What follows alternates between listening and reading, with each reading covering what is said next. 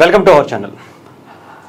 జగన్మోహన్ రెడ్డి గారు, వైఎస్ జగన్మోహన్ రెడ్డి గారు, వైఎస్ రాజశేఖర రెడ్డి గారు, వైఎస్ రాజారెడ్డి, వీళ్ళ ముగ్గురు నుంచి దాదాపు ఒక 40-50 ఏళ్ల రాజకీయ చరిత్ర కలిగినటువంటి కుటుంబం నుంచి వారసుడిగా ఇంకొక 2-3 దశాబ్దాలకు ఆయన వారసుడిగా ఉన్నాడు ఆ కుటుంబానికి. ఆ తర్వాత కూడా వాళ్ళ పిల్లలు కావచ్చు, వాళ్ళు కావచ్చు రాజకీయాల్లో ఉంటారనుకోండి. బట్ ఇక్కడే ఈ పార్టీతోనే, వైఎస్ఆర్సీపీ పార్టీతోనే, జగన్మోహన్ రెడ్డి గారితోనే అంతమైపోయేలా మొన్న జగన్మోహన్ రెడ్డి గారి ప్రెస్ మీటు పెట్టిన తర్వాత వైఎస్ఆర్సీపీ పార్టీలోనే కాదు, ఆ కుటుంబంతో పాటు రెడ్డి సామాజిక వర్గంలో కూడా తీవ్రమైనటువంటి వ్యతిరేకత వస్తుంది. ఇది నేను చెప్పేటువంటి మాట కాదు. పూర్తిగా వైఎస్ఆర్సీపీకి చాలా బలంగా వెన్నుదన్నుగా నిలిచినటువంటి రెడ్డి సామాజిక వర్గంతో పాటు అనేక మంది ఎనలిస్టులు, జర్నలిస్టులు, అనేక మంది వైఎస్ఆర్సీపీకి సపోర్టు, సానుభూతి పట్ల అందరూ కూడా తీవ్రమైనటువంటి విమర్శలు మొన్న మావిగన్ దానికి సంబంధించి జగన్మోహన్ రెడ్డి గారి ప్రకటన, అమరావతి మీద ఆయన స్టాండ్ ఏంటి అనేది స్పష్టంగా చెప్పలేకపోవటం, ఆయన రాజకీయ పరిణితి గురించి, ముఖ్యంగా ఒక ఇంత లెగసీ ఉండేటువంటి, అంటే ఇంత సుదీర్ఘమైనటువంటి రాజకీయ అనుభవం ఉన్నటువంటి ఒక వ్యక్తిగా సీఎంగా చేశారు, ఎంపీగా చేశారు, ఎమ్మెల్యేగా చేశారు. వాళ్ళ నాన్నగారు సీఎంగా ఉన్నప్పుడు దగ్గరుండి కొన్ని వేల కోట్లు ఏ రకంగా సంపాదించాలో అవన్నీ కూడా ఆటుపోట్ల గురించి అన్నీ తెలిసినటువంటి వ్యక్తి. సో అలాంటి వ్యక్తి ఎవరో ఒక స్క్రిప్ట్ ఇస్తే దాన్ని ఏది పడితే అది చదివేశారని మాట్లాడడం, ఆఖరికి ఎంతోమంది జర్నలిస్టులు ఆ పార్టీకి సపోర్ట్ చేసి జగన్మోహన్ రెడ్డి గారికి వత్తాసు పలికేటువంటి అనేక మంది తీవ్రమైనటువంటి విమర్శలు చేస్తున్నారు ప్రెస్ మీట్కి. ఇది మొదటిదేం కాదు. చెప్పాలంటే మొన్నటి వరకు జగన్మోహన్ రెడ్డి గారు ప్రెస్ మీట్ ఎప్పుడు పెడతామా అనేటువంటి ఆతృతతో ఎదురు చూసేవాళ్ళం. ఇప్పుడు ఎప్పుడు ఆపేస్తారా అని చూడాల్సినటువంటి పరిస్థితి ఉంది. ఆయన ప్రెస్ మీట్ పెట్టారంటే దొరికిపోతున్నారు, మీమ్స్కి లేదంటే కామెడీకి ఇంకొక దానికి ఆయన బలైపోతున్నారు అనేటువంటి పరిస్థితి వచ్చింది. అని ఇంకొక పక్క రెడ్డి సామాజిక వర్గం అయితే చాలా తీవ్రంగానే ఈ ప్రెస్ మీట్ని, జగన్మోహన్ రెడ్డి గారి వ్యవహార శైలిని తీసుకున్నట్టుగా కనిపిస్తుంది. ఏంటంటే అమరావతికి సంబంధించి ఆయన స్టాండ్ ఏంటి అనేది పూర్తిగా చెప్పకపోవటం. ఒకసారి ఏమో 3 రాజధానులు అన్నారు, అంతకు ముందేమో ఇదిగో అమరావతి రాజధాని, నేను కూడా ఇక్కడే ఇల్లు కట్టుకున్నాను కదా, నాకు ఇక్కడ అమరావతి రాజధాని అంటే ఇష్టమే అని చెప్పారు. తర్వాత మళ్ళీ 3 ముక్కలు ఆడి 3 రాజధానులు అని చెప్పారు. తర్వాత ఇప్పుడు కొత్త పాట పాడతా మావిగన్ అని చెప్పి ఇంకొక పాట మొదలుపెట్టారు. అసలు ఏంటి అమరావతితో ఆయనకు వచ్చినటువంటి ఇబ్బంది ఏంటి? వ్యక్తిగత స్వార్థం కోసం, వ్యక్తిగత ఎజెండా కక్ష కోసం ఆయన ఇలాంటి మాటలు మాట్లాడుతున్నారు అని రెడ్డి సామాజిక వర్గం గ్రహించినట్టుగా కనిపిస్తూ ఉంది. ఎందుకంటే ఈయన వ్యక్తిగత కక్ష కొంతమంది వ్యక్తుల మీద, ఒక కులం మీద ఉండేటువంటి పరిస్థితి తయారైంది. అది ఆయన వ్యక్తిగతంగా ఉండేటువంటి దాన్ని ఇప్పుడు సామాజిక వర్గ పరంగా, పార్టీ పరంగా ఎక్కువ నష్టం చేకూరుస్తున్నారు. అమరావతి పూర్తవటం అనేది ఆంధ్రప్రదేశ్కి అవసరం.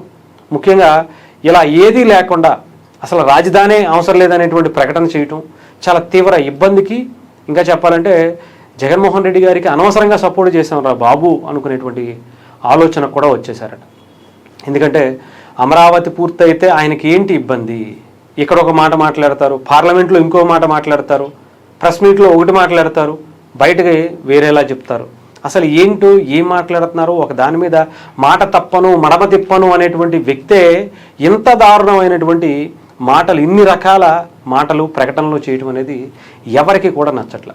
ఇప్పటి వరకు చాలా వరకు ఆయన ఏం మాట్లాడినా సరే ఏదో ఒక రకంగా కప్పిపుచ్చుకుంటూ, కవర్ చేసుకుంటూ చాలామంది బయటకు వచ్చి మాట్లాడారు. కానీ దీని మీద ఏం చేయాలో అర్థం అవట్లా. ఇప్పటి వరకు ఏదో ఒక రోజు ఆయన ఒక రేంజ్లో బాగా మాట్లాడతారు, ఇంకొక రాగా హైప్ వస్తుంది అని చెప్పి చాలామంది ట్రై చేశారు. కానీ ఒక్కసారిగా స్వయంకృత అపరాధం కన్నా చెప్పాలంటే భస్మాసుర హస్తంతో ఆయన చేతితో ఆయన జీవితానితో పాటు ఆయన పార్టీని, ఆఖరికి ఆయన నమ్ముకొని ఉన్నటువంటి ఆయన సామాజిక వర్గాన్ని కూడా ఆయన నాశనం చేసేసేటువంటి ప్రకటనలు చేయటం అనేది ఎవరికీ నచ్చట్లా. ముఖ్యంగా రెడ్డి సామాజిక వర్గానికి సంబంధించి వాళ్ళ బిజినెస్ పరంగా ఇలా వ్యక్తిగత వైర్యం పెంచుకుంటే, ఆయన అంటే వ్యక్తిగత పగతో అనవసరంగా అది సామాజిక వర్గానికి అడ్డిస్తే కనుక వాళ్ళ బిజినెస్లు ఇవి కావచ్చు, ఇంకోటి కావచ్చు, ఇబ్బంది పడేటువంటి పరిస్థితి ఉంటుంది. ఈయనొక్కటిని మనం నమ్ముకుంటే మనం మిగతా మన సామాజిక వర్గం అంతా కూడా చాలా ఇబ్బంది అయ్యేటువంటి పరిస్థితి ఉంది అని గ్రహించినట్టుగా పరిస్థితి అయితే కనిపిస్తూ ఉంది.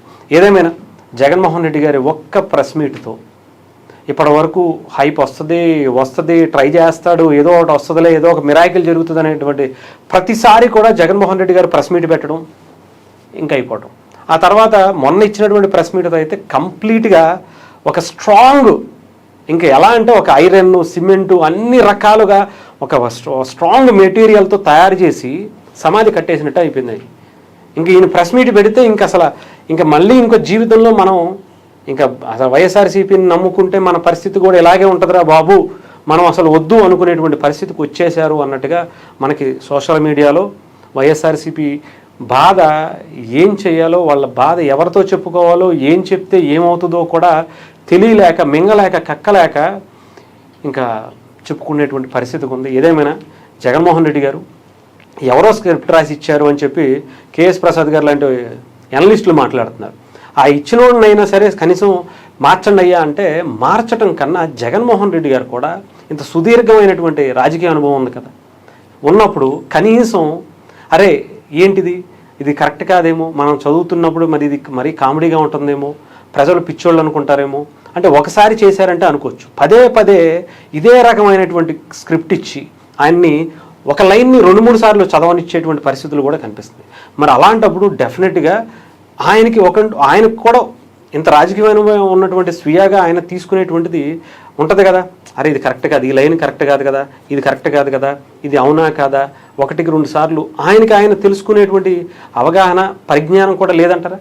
చెప్పండి. ఎవరో రైటర్ గురించి వదిలేద్దాం, అతను కామెడీగా చేస్తున్నాడో, లేదంటే ఇతని కామెడీ యాక్టర్గా లేదంటే జోకర్గా క్రియేట్ చేయాలనేటువంటి పని ఏమన్నా చేస్తున్నారా, ఇవన్నీ పక్కన పెడితే ఈయన ఆలోచన ఏమైంది, ఈయన ఎక్స్పీరియన్స్ ఏమైంది? ఒక పేపర్ ఇచ్చి ఎదురుగుండా కూర్చోబెట్టి చదివిచ్చేస్తే అసలు అంటే ప్రాపర్గా ఒక రాజకీయ నాయకుడు మెటీరియల్ ఆయన కాదా అనేటువంటి డౌటు ఇప్పటి వరకు చాలామందికి ఉంది. బట్ అది ఒక రేంజ్లో ఇప్పుడు బయటపడిపోయినటువంటి పరిస్థితి అయితే కనిపించింది. ఏదేమైనా ఇంకా ఎంత జాకిలు పెట్టి సాక్షి మీడియా కావచ్చు, లేదంటే పేపర్ కావచ్చు, ఎక్కడ చూసినా ఇదే చర్చ అని చెప్పుకుంటున్నా కూడా వాళ్ళు కార్యకర్తలు తిరగబడుతున్నటువంటి పరిస్థితి. రెడ్డి సామాజిక వర్గం నమ్ముకున్నటువంటి కార్యకర్తలతో పాటు సామాజిక వర్గం కూడా తిరగబడుతున్నటువంటి పరిస్థితి. ఎవరైతే ప్రొటెక్టివ్గా ఇప్పుడు ఎన్ని ఇబ్బందులు వచ్చినా, ఎన్ని రకాలుగా వచ్చినా ఎనలిస్టులు లేదంటే ఇంకొకళ్ళు మాట్లాడుతున్నారో వాళ్ళు కూడా తిరగపడి ఒక రేంజ్లో విమర్శిస్తున్నటువంటి పరిస్థితి బహిరంగంగానే కనిపిస్తుంది. మరి చూద్దాం, ఇవన్నీ తట్టుకుని అసలు కనీసం ఇక పార్టీ ఉనికి ఉంటుందా అనుకునేటువంటి పరిస్థితికి అయితే వైఎస్ఆర్సీపీ వచ్చేసింది.